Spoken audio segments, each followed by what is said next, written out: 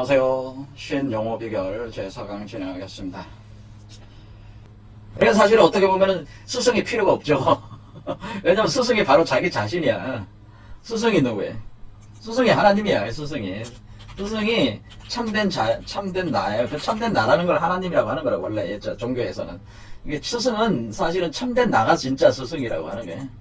근데 그 참된 나가 여러분의 가짜 나를 어떻게 참된 나로 돌아오게 한다고 하는 거죠.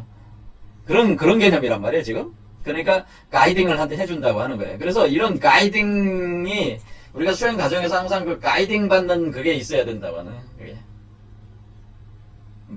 뭔지 모르지만은 누군가 자신을 가이딩하고 있는 그런 느낌을 받을 때가 많이 있을 겁니다. 수행하시는 분들이.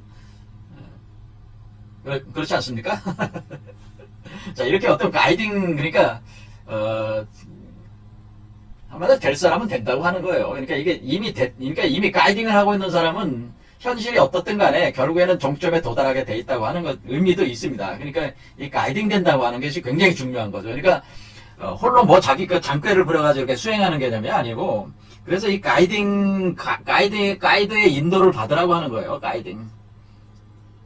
자신의 잔머리 굴려서 수행하지 말고, 내재적 가이딩의 그 목소리를 들으라는, 그 목소리를 듣고 인도를 받으라, 그런 얘기를 하게 되는 겁니다.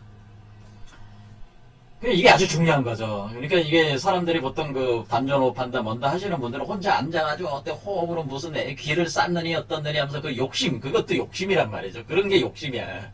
도를 이뤄서 뭐를 성취하려고 하는지 모르겠지만은 도에 대한 욕심으로 밤잠을 못 자면서 수행을 하지만은 그것은 참된 나의 가이딩에 의해서 진행되는 게 아니기 때문에 어떻게 돼? 주와 인마에 빠질 확률이 높은 그 수행하는 그 스타일이 그런 스타일이 된다고 하는 거예요.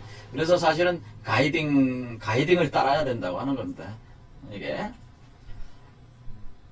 자, 하나의 빛이라는 이 글자 안에는 비밀이 숨겨져 있는데 이것을 선천태일징기라고 하는 것이다. 라고 하는 선천태일징기. 그렇죠.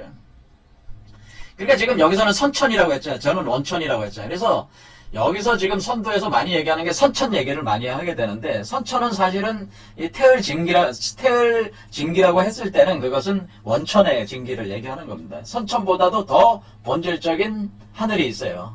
이렇게 여기 하늘의 중심이라고 하는 그 하늘이 바로 원천이란 말이에요. 그러니까 여기서 하지만은 그 원천이라는 것을 선천을 통해서 들어가는 거기 때문에 선천에 있는 태을징기라고 하는 것은 선천에 있는 원천의 태을징기다. 그렇게 선천을 통해서, 그러니까 선천태을징기라고 하는 뜻은 선천태을징기라는 말이 나왔잖아요. 그런 게는 선천을 통해서 원천으로 원천으로 도달해서 원천으로 반본환원한다. 반본환원하여 얻게 되는 태을징기라고 하는 거예요. 태을징기.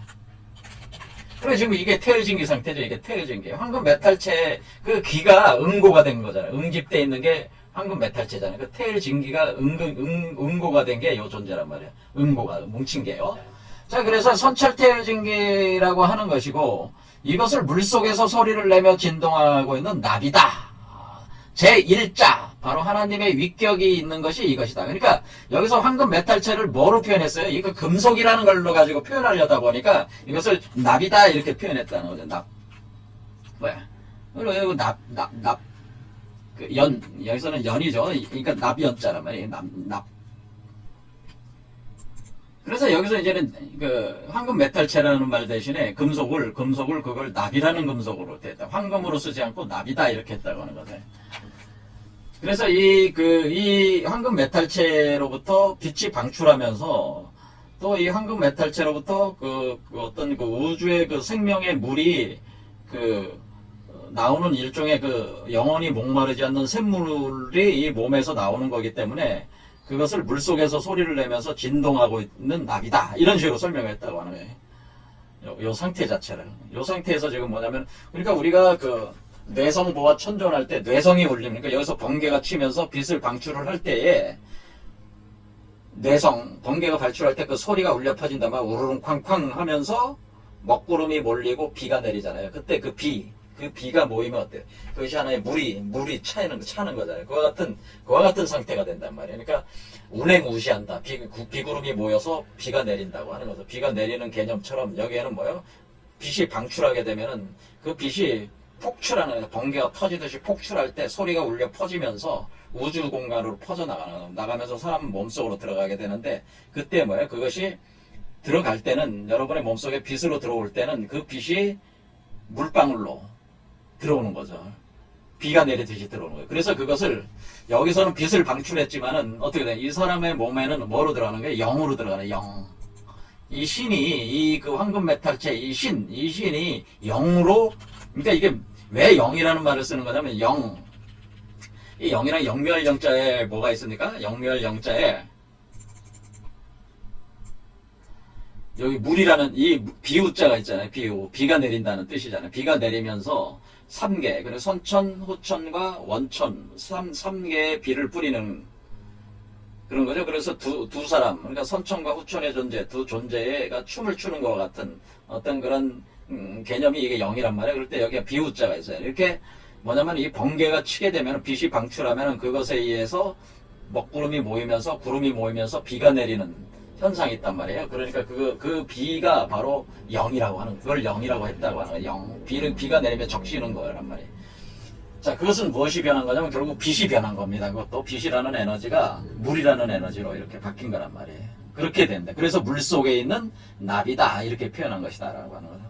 그러니까 이 빛이에요. 그러니까 이 빛은 또 뭐였습니까? 원래 황금 메탈, 금속이었죠. 금속이 번개가 쳐나가면서 질량이 약간 결손이 되면서 그게 빛 에너지로 바뀌고, 빛 에너지가 다시 그러니까 불에서 물이 또 나오고, 그러니까 그것을 수생어화 이렇게 표현해요. 수생어화. 그러니까 수생어화 한다는 수생어화. 물이 불로부터 나온다, 이런 표현. 어떻게 이게 상상이 안 되지만 이 경지가 그런 경지라는 게, 물이 불에서 나온다라고 수생어화 한다라고 하는 겁니다. 그래서 이 물이 뭐예요? 빗물이잖아요.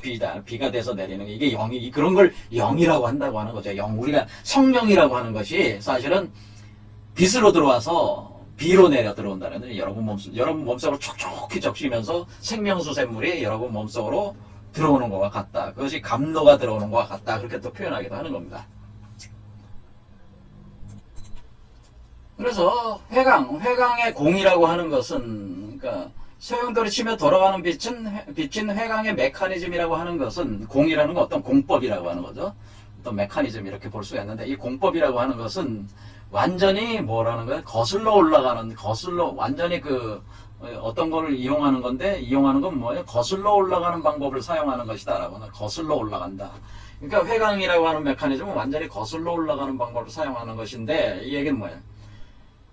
여기서 시작을 할 때 원래 하나님의 서령성광의 빛이 방출을 해서 이렇게 가잖아요. 갈 때 이 밑으로 내려가는 게 아니고, 여기서부터는 어떻게 돼요? 여기 지점부터는 거슬러 올라가는 거잖아요. 그러니까 이 아이의 씨앗이 생성되는 지점이, 첫 생성되는 지점이 여러분의 회음부란 말이에요. 여러분의 회음부에서 시작할 때, 그러니까 빛은 이렇게 내려왔어. 그러면 여기 빛이 내려온 길을 거슬러 올라가는 거잖아요. 이렇게 거슬러 올라가는 것이다라고 하는, 역하는 것이다라고 하는. 그래서 거슬러 올라가는 법이다라고 하는, 거슬러 올라가는 방법이다. 그러니까 여러분의 하나님이 시작한 지점으로 여러분이 태어나서 하나님의 위격으로 여러분 자신이 중생 재생해서 거슬러 올라간다고 하는 거죠. 이렇게 거슬러 그러니까 내려가는 걸 올라간 것이다 라고 하는 거죠. 이렇게 거슬러 올라가는 것이고, 완전히 거슬러 올라가는 법을 이렇게 사용하는 것인데, 이것이 바로 천심으로 흘러 들어가는 것으로 생각하면 된다. 그러니까 이 회강 메커니즘이라고 하는 것은 이렇게 한 바퀴 뺑 돌아서, 그러니까 처음에 물이 시작됐단 말이에요. 그래서 물이 이렇게 쭉, 물의 줄기가 쭉 흘러 들어가서 다시 한 바퀴를 돌아가지고 다시 원샘으로 돌아온 거죠. 원천의 샘에서 시작한 샘물의 물이 거기서 뽕뽕뽕뽕 솟아 올라가지고 물의 강으로 바다로 내려가서 다시 바다에서 다시 강으로 다시 샘으로 다시 거슬러 올라갔다고 하는 거예요. 이렇게 거슬러 올라간다고 하는 거지. 강으로 바다로 내려갔다가 다시 바다에서 강으로 다시 샘으로 다시 올라온다. 그런 뜻이다. 이렇게 흘러 들어가는 것으로 생각하면 된다. 그런 뜻입니다. 그래서 그렇게 그러니까 그 흘러 들어가는 거 이렇게 주해서 주라는 게 이제 흘러간다고 하는 걸 표현하는 거야. 주상. 그래서 천심으로 흘러 들어간다고 생각하면 된다. 흘러 나와서 천심으로 흘러 들어가는 것으로 생각하면 된다. 그게 회다. 한 바퀴 도는 게 회다. 이런 게 두고 또 여기서 원래 빛 자체가 소용돌이 치면서 돌고 있기 때문에 그것도 회강이다. 그런 게요. 자, 할 때에 천심은 거중, 천심에는 1월이 태양과 달이 그 중앙에 있다라는 뜻이 있어요. 아주 중요한 얘기예요. 천심에, 그러니까 하늘의 중심에는 거하고 있는데 1월 중이다. 1월이 중에 있다고 하는 건 뭐겠어요? 이 말은 1월이 어떻게 그 중에 있을 수가 있어요? 이 말은 뭐다? 이 말은 달이 이렇게 있으면은 이게 달이라고 생각해봐. 그러면 태양이 그러니까 이런 상태를 어떻게 생각하시냐면 이렇게 달이 태양을 안고 있는 거예요. 안고 있고 그 태양의 중심에는 공, 무, 허가 있다고 생각하시면 돼요. 그러니까 천심의 중심에는 이렇게 달이 태양을 안고 있다. 그러니까 안에서 달 속에서 태양이 빛을 발하고 있으니까 이 달을 통해서 달을 투과하면서 빛이 나갈 거 아니겠어요? 그럴 때 그 달이 하얀 빛, 그러니까 우리가 여기서 하얀 빛이라고 하는 게 뭐야? 달빛이 여기서 그 보름달이 여기에 이제는 있게 되는 형국이라고 하는 거예요. 이렇게 천심에는 이런 식이 돼 있기 때문에 사실은 여기서 방출하는 그 빛의 형태는 어떻게 돼 있냐면은 마치 보름달이 떠 있는 것과 같은 형상을 가지고 있다. 그런 식으로 하는 겁니다. 그러니까 보름달이 떠 있다. 여기에 그런 얘기죠. 그래서 그 그림을 제가 이렇게 그러니까 천심에는 이렇게 보름달이 떠 있는 거예요. 영원한 보름달. 이게 지지도 않는 보름달이에요. 영원한 보름달이 떠서 우주를 비치고 있는 거죠. 우주를. 그리고 여러분들 모든 생명체를 비추고 있는 거죠. 그러니까 저뿐만 아니라 여러분 각각을 다 비추고 있단 말이에요. 왜냐하면 이 달이 천심, 하늘의 중심에 있기 때문에 하늘의 중심은 시공간을 초월해 있는 곳이란 말이에요. 사실은 시공간을 초월한 중심이란 말이에요. 시공간을 초월했어. 시공간을 초월해가지고 어떻게 하는 거예요? 모든 생명체를 비춘다고 그랬잖아요. 제가 이거 조림한다고 그랬잖아요. 시공간을 초월해서 모든 생명체를 비추는 그 달이 하나가 있다고 하는 게 그 달. 그 달 속에는 태양이 있다고 하는 거죠. 그래서 그것을 천심월이라고 한 것이다. 그래서 이것을 자연적 이치로 표현할 때 이 영원히 그 지지 않는 모양 형상 변화도 없는 이 달이 여러분의 그 속을 비추고 있어. 모든 사람의 속을 비추고 있으니까 여러분의 몸속에 이 달빛이 이렇게 비추어 내리는 거란 말이야. 비추어 내리면 어떻게 돼? 이 비추어 내리면은 여러분의 그 몸속은 물로 차 있단 말이야. 그렇죠. 물. 근데 물이 있는데 여러분의 물이 강물일 수도 있고 호수물일 수도 있고 시냇물일 수도 있고 거대한 바다일 수도 있는데 여러분의 몸속에 있는 그 물, 달을 비추어 드리는 그 산수, 바로 여러분의 달빛을 받아들이는 그 산수가 여러분의 몸이라고 생각을 할 때에 그것이 그 잔잔하고 깨끗하면은 어떻게 되겠어요? 그러면은 달빛을 그대로 그 모양을 수용해낼 수가 있잖아요. 그렇죠. 그거는 뭐야? 그 하나님의 형상을 그대로 여러분이 각인을 해낼 수가 있는 거잖아요. 그렇죠. 하지만은 여러분이 만약에 그 강이나 바다나 그런 여러분의 그 상태 자체가 폭풍이 휘몰아치고 흙탕물이 재난장치고 있으면 어떻게 돼? 이 달빛을 비추어도 여기 구름이 끼고 예? 여기 흙탕물이 치고 뭐 제멋대로라면은 예? 이 물도 없다면은 어떻게 돼? 달빛이 비출 수가 빛을 내려줘도 그 빛을 수용을 해서 도장 찍듯이 인할 수가 없다는 거죠. 그걸 인한다고 하는 거죠. 그 인. 자, 그러니까 바로 그렇게 그러니까 이 얘기는 뭐예요? 바로 우리가 지금 어떻게 되는 거예요? 우리가 지금 하나님을 복제해내는 거란 말이에요. 여러분이 따져보면은 사실 뭐예요? 하나님의 성령이 여러분 몸속에 들어와서 여러분이 다시 태어나는 것은 하나님을 복제하는 거나 마찬가지야. 복제를 하려면 어떻게 돼? 복사하는 거죠. 그러니까 복사한다고 치면은 복사하는 게 찍는 거 아니에요? 이렇게 찍어내는 거 아니에요? 그렇죠. 찍어내야 되는데 상으로 찍어내야잖아요. 상으로 찍어내서 현실화 시켜야 되는데 그 인이 복사를 해야 되는데 그 모양을 복사해내야 되는데 여러분이 그 흙탕물로 가득 찬 존재들은 이거 복사가 안 되죠. 그렇죠? 그러니까 이 뭐로 비유를 하는 거예요? 이렇게 달에 구름이 껴가지고 보였다, 안 보였다, 보였다, 안 보였다 한다는 거 아니겠습니까?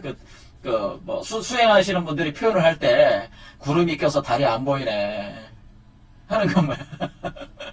달빛을 받아들여서 그것을 여러분 안에 시민을 도장을 찍어야 되는데, 복사를 해야 되는데, 찍을 수가 없다, 이게. 구름이 껴가지고. 그건 뭐야? 마음이, 상태가, 그걸 받아들일 수 없는 상태라고 하는 거 아니겠습니까? 그런 얘기를 하는 거예요. 그게. 그래서 여러분들이 보름달을 봐야 된다고 하는, 이 보름달을 보는 것이 견성하는 거예요.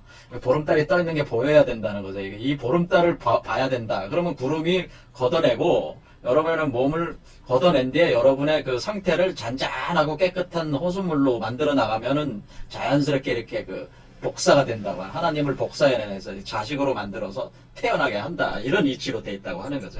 그래서 여기서 천심거 일월 중이라는 뜻은 뭐예요? 이것을 천심월이 거기에 있고, 그래서 어떻게 되냐면 이 천심월이 이런 표현을 하는 겁니다. 천심월이 천심월이 황심에 비추고, 황심에 비추어 황심월을 만들고, 황심월이 자라 황중월이 되는구나, 이런 뜻이 되네.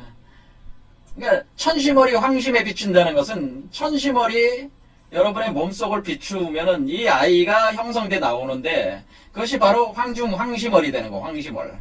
그리고 황심월이 자라가지고, 요 황심월이 자라가지고, 다시 천심월이 됐으니, 천심월 육격에 오르면은, 그것이 황중월이 된 거잖아요. 그러니까 천심거중, 일월중 할 때 황중월로 들어온다고 하는 거죠. 그러니까 이게 복제가 완전히 딱 된 거죠. 그러니까 소프트웨어만 복제된 게 아니고 하드웨어적으로도 구현이 돼가지고 올라올 때에 여러분은 뭐야? 황중월이 됐다, 이렇게 볼 수가 있는 거죠. 그래서 우리가 이것을 천심월과 황중월, 황심월, 황중월로 이렇게 이치로 설명하는 것이다. 그래서 이 이치는 굉장히 중요해요. 왜냐하면 우리가 선도에서 이 달의 변화의 이치로 설명을 하는 그런 이치가 있습니다. 그것을 이해하기 위해서도 이런 달에 대한 이치 로 이렇게 이해하는 것도 중요하다 겁니다. 자, 오늘